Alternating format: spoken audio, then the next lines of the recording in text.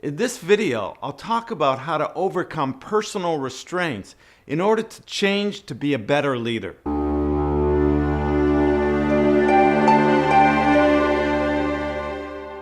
Our role as a leader and a manager is to get work done through others. And so we need to make sure that people are engaged and motivated to do their work. Of course, we're not responsible for people's personal motivation, but we can provide the elements for them to stay motivated and not become demotivated.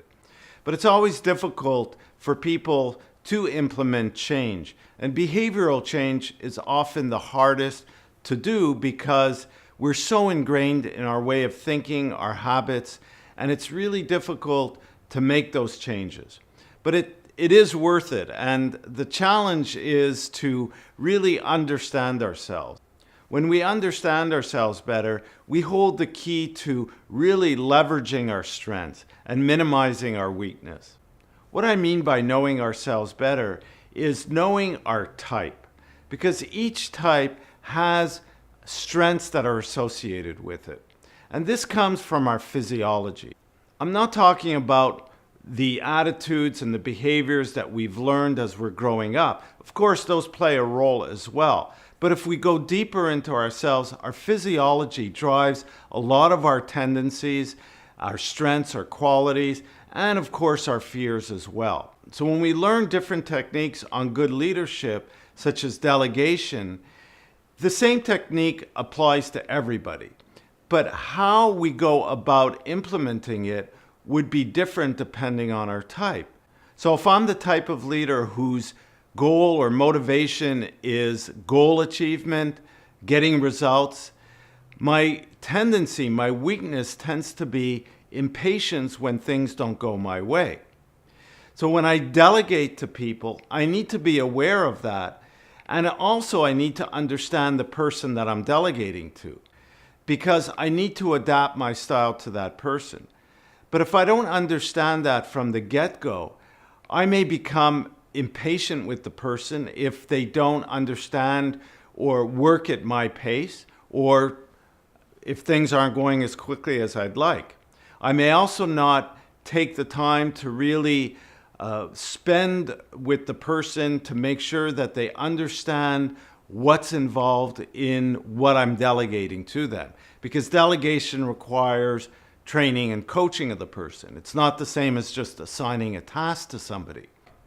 If I'm an intellectual type of leader, I may over-explain things. I may delve into too much detail about the intellectual, about making sure that the person fully understands everything, and this may bore the person. It may cause them to become confused because there's too much information. So I really need to understand myself and how to apply those techniques of delegation. And if I don't, I could be thinking that I'm doing a good job trying to do this new technique or better the technique, and I may be failing at it. Or I may become frustrated and say, well, that doesn't work for me, so I just go back to my old ways of doing things because it's easier, and I've come to the conclusion that it doesn't work anyways. So this is where I recommend reading Crazies Who Know Thyself Made Easy.